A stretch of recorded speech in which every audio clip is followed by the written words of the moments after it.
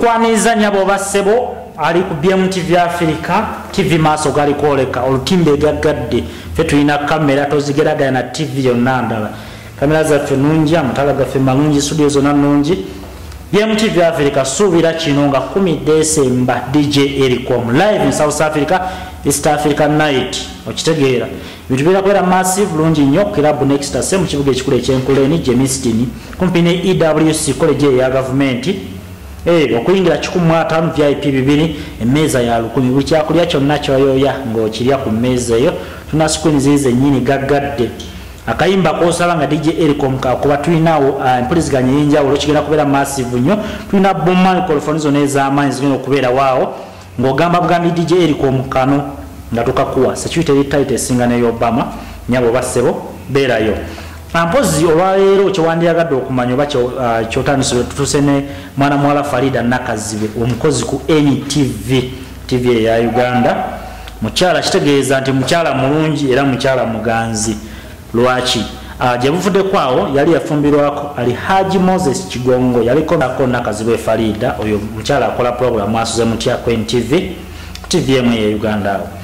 mpozi olwava ewa ali Haji Moses Kigongo nafumbirwa mwana mulenzi nkuba kyeyo wali mu ggwanga lya Buwarabu mu kibuga Dubai awo gye yafumbiddwa mpozi Alhaji Moses Kigongo yakalubye era n'aluma n'ogwengulu n'agamba embaga eyo tejja kubaawo ko Nakazibe Farida embaga ejja kubaawo family ya mwana muwala we Masaka mu kibuga ziti Senyanga mu kibuga kye Masaka Katwe Butego embaga ne bagigezaako okugirinyamu egere ko Umarusali ko oba goyinza okuyita Umarusali namulinyise ennyonyi straight from Uganda to Dubai embaga ne bagenda ne bagikolera era yabadde massive nnyo ali Haji Moses Kigongo bamulese nga musajja wattunga gakabaga akomba mwana mulenzi Umarusali namutwalako kyana kiwala ekyo kyamulaba kumasuze mutya Nakazibe Farida kitegeeza Nakazibe Farida no mukazi mulungi olaba abasajja bamuyayanidde gwe nayogezaako benga Nakazibe nentumirako abakyala mwenna abeekolako era abakyala abaganzi nga Nakazibe tubaagala nnyo abantu mwenna abakyala abalungi abagezaako okwefaako ng'oyagala okunyirira nga Bakawusha Darlene n'abalala bangi nnyo naye nga nenkutegeeza nti abatadde mu ssente Paymasters Zinc and Goldsmith batunda n'okugula gold imported East African food mugenda kulira bwerere nga 10 December Club Next DJ Ericom abasazeeko East African Night live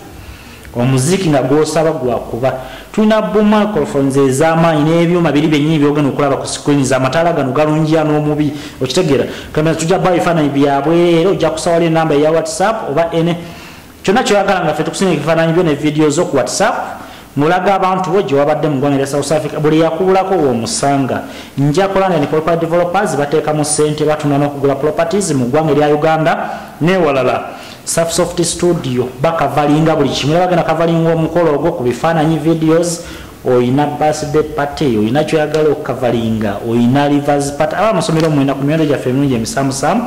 n'abantu sekinoomu tubawa ku kintu kasente akasamusamu okulaba nga obeezaawo obulamu bwo Tiara Investment onaaweereza ssente mwenna temusubwa nga 10 December